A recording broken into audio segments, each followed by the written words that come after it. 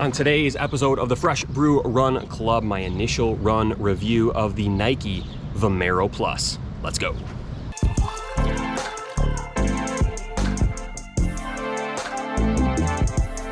Welcome to the Fresh Brew Run Club. My name is Aaron, and today I am very, very excited about the shoe that I am about to review. I've been thinking about this shoe for a long time. I finally got my hands on a pair, and I'm ready to do my initial run review. So today, I'm going to give a breakdown of kind of what I think this shoe is for. We're going to look at the details that Nike has released, and then I'll do a breakdown of the actual shoe. We'll take a look from the bottom all the way to the top, and then I'm going to take these out on a 6 to 8 mile run, and towards the end of that run, I'm going to give my thoughts on what it's like to run in the Vomero Plus after one run. Now, of course, it's just one run, so subscribe to the Fresh Brew Run Club so you don't miss my future videos about the Vomero Plus. After I run like 100 miles in these, I'll probably make a video, and then after like 300 or 400 miles, when I can run no more in the Vomero Pluses, I'll make another video kind of recapping the durability and how they held up after all of that mileage, because I purchased these shoes with my own money, and I absolutely want to get my money's worth out of these shoes. So a little bit of background on the Vomero Pluses. This history goes a little ways back. Like I said at the beginning of this video, I've been sort of thinking about this shoe for a while. So I am a big fan of the Nike Invincible. This came out like 4 or 5 years ago by now. The Invincible was a max cushion shoe with a ton of ZoomX foam, a pretty high stack height, especially for what was on the market at the time. They made an Invincible 2, which is basically the same shoe, and then they made the Invincible 3, which was kind of a departure from the Invincible 1 and 2. I didn't like it as much. A lot of people really did not like it as much. It had some issues with the heel lock, which I'll probably get into when I take a look at this shoe. And then a few years went by and there was no Invincible 4. There were some images that came out. There were some Nike images that actually came out where people were wearing something that looked probably like the Invincible 4. I have seen posts on Reddit where people have found an Invincible 4 at like the Nike outlet, but the Invincible 4 never officially came out. It appears as if that version of the shoe was scrapped, and then Nike sort of renamed all of their shoe lines. So the Invincible 4 probably turned into the Vomero Plus that we have here today. The original Vomero has already come out. I've been running in this for a little while. This is my second pair, actually. Really like this shoe so far. This is the Plus, and then the Vomero Premium will come out, I think, later this fall. But this is the Vomero Plus, so I think it's probably the successor to the Nike Invincible, which is one of the questions that I want to answer today in my video. Is this similar to the Nike Invincible, which was really popular? A lot of people loved it, including myself. So that's what I'm going to try to figure out in this video today. So taking a look at the product description from Nike to get a better sense of what this shoe is, I'm seeing a lot of phrases like maximum cushioning, ultra comfortable ride, mountainous stack of full-length ZoomX foam, soft, breathable, comfortable fit. These are the phrases Nike is using to describe this shoe. So I am assuming that this is going to be a big-time max cushion shoe. Some additional details: this is a 45 millimeter stack height with a 10 millimeter heel to toe drop, which is roughly similar to what the Vomeros were. Although picking these up, these actually feel a little more chunky and maybe a little lighter than the original Vomero 18s that I have been running in for the past couple months. But we'll see how they feel on my feet, which is the most important metric for how a shoe performs, is how does it feel when you're out running. So anyway, these are definitely a chunky shoe. Nike is pretty clear about that. I think this is going to be an easy run shoe for your easy runs, maybe your recovery runs. Probably not the fastest shoe in the world, although, like I said, for as much foam as this shoe has, they do feel a little bit on the lighter side. I don't want to call these a light shoe, but they're not a heavy shoe. So let's take a closer look at these shoes and go over some of the details. Starting with the bottom, we have the waffle outsole. Personally, I'm not the biggest fan of the waffle outsole. I tend to wear down these nubs pretty quickly, and then you have a flat surface, and then you wear through the outsole rubber and get right to that ZoomX foam and start to chew through the shoe pretty quickly. So I'm not a huge fan. I don't find the waffle design to be particularly durable, but we'll see how these hold up. You can see the ZoomX foam, that white portion right here on the bottom of the shoe. So maybe that's a bit of a weight saving measure. It is pretty different compared to the Vomero 18. This is like all waffle outsole.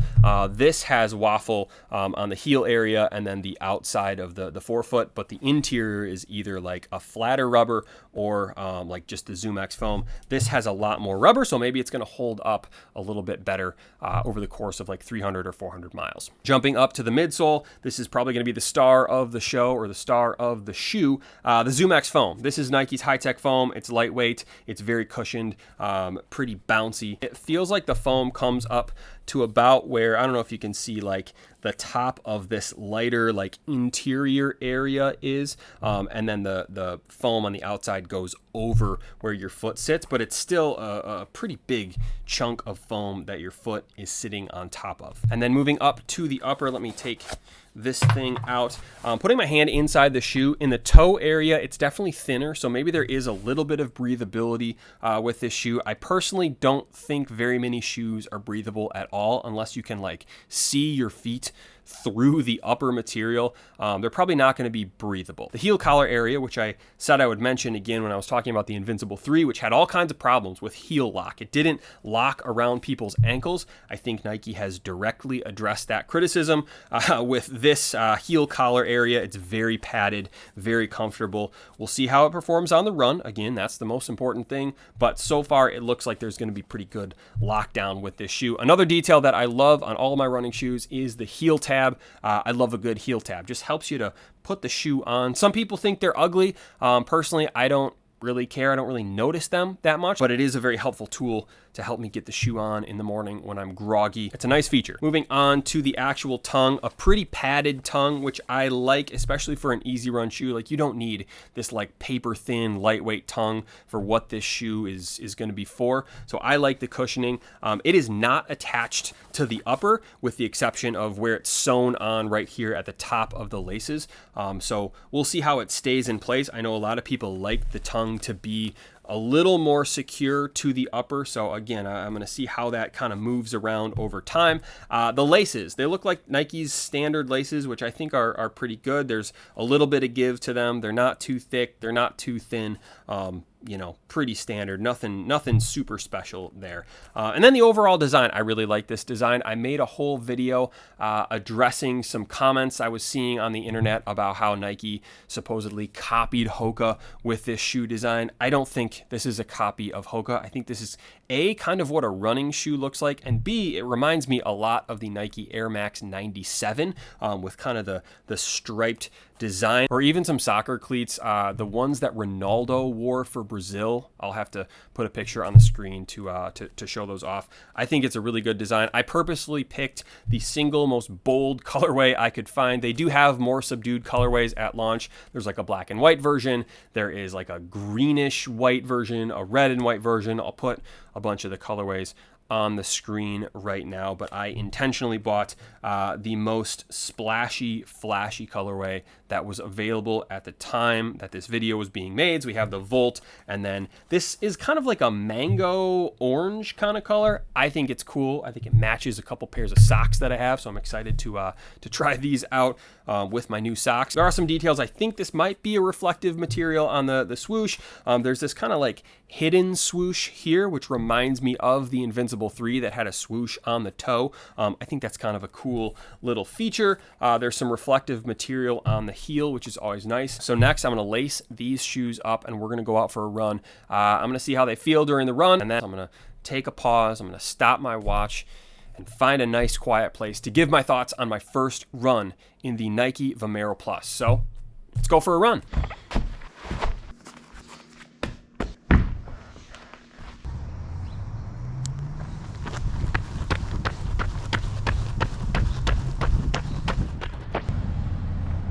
Yep, nice.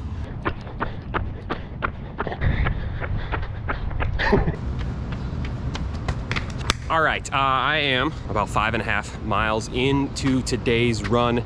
The Nike Vomero Plus, after 5.5 miles, really good. Honestly, this is a great shoe. This is a true max cushion shoe. The Vomero 18 is definitely like a cushioned daily trainer. This is a real significant max cushion shoe. As soon as I put these on and started running, I could definitely feel all of the foam. Like I said, it's about the same stack height as the Vomeros, but I don't know, these feel like the stack height is much higher.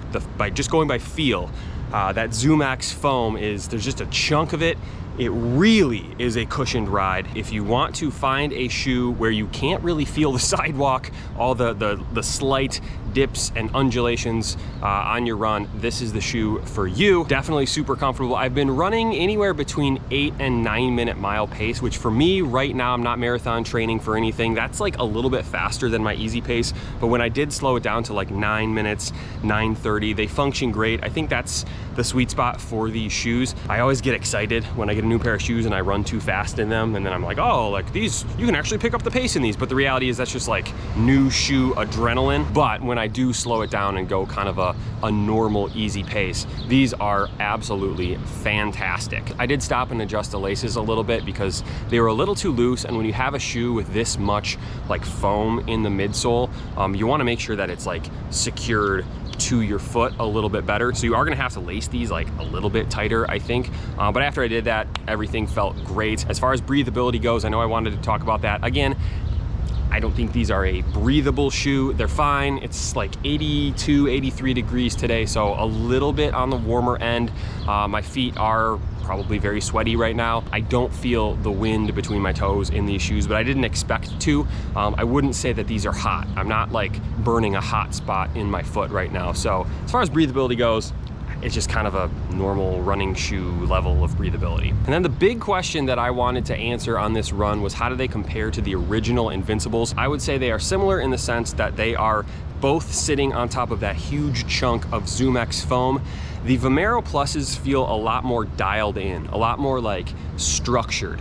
The original Invincibles was just like, here's a slab of foam, go run on it. A lot of people complained about the lack of stability, and they weren't super stable, but they were very wide, which kind of made up for it. This ZoomX foam, I don't know if it's a different density or what's going on, or maybe they just shaped it a little bit differently. The ZoomX foam and the Nike Vomero Plus just feels more structured. Like that's the best way I can describe it, which I think is a good thing. I wouldn't say these shoes are like firm. You can definitely tell the difference between these and the Vomero 18s, which had that React X foam. That added a lot of firmness. These are not a firm shoe. They're definitely a softer shoe, but they're not too soft. So overall, I think it's a good thing, but they are slightly different than the original two Nike Invincibles. As far as a comparison to the Invincible 3, the Vomero Pluses, they just have a lot more foam. They feel a lot more like a max cushion shoe, where I think the Invincible 3 was closer to the Vomero 18 now that I kind of think about it. So that's a shoe comparison. If you liked the Invincibles, I think you're gonna really like these shoes. Some other minor details: the tongue is fine. The padding on that tongue will just keep it in place. It doesn't need to be attached to the upper. There's no problems with it sliding around or anything like that. I do like the sound that these shoes make. They have a very pleasing sound. Roll the tape, here's the sound.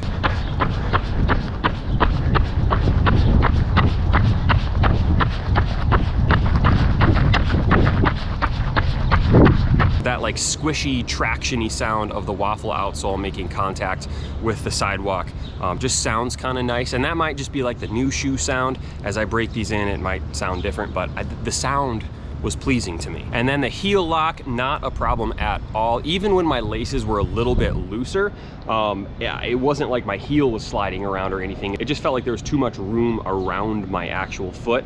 It had nothing to do with the actual heel lock of the shoe. The padded collar on these shoes definitely will help to lock your ankle in place, so no concerns there. I think Nike probably learned their lesson with the Invincible 3. And then the last thing I want to talk about, I get asked this question a lot in the comments of my videos, is this a good shoe for walking? I would say no. I think there's too much cushioning in this shoe for it to be a walking shoe. You might want to stick with the just regular Vomero Vomero 18, but probably a little too much of that ZoomX foam is gonna make your feet sore because you're like constantly gonna be almost balancing on it when you're walking. When you're running, it's not a problem. Super comfortable. I could do probably a lot of miles in these shoes, but as a walking shoe, I would probably look for something a little bit different with a little less foam, a little less cushioning.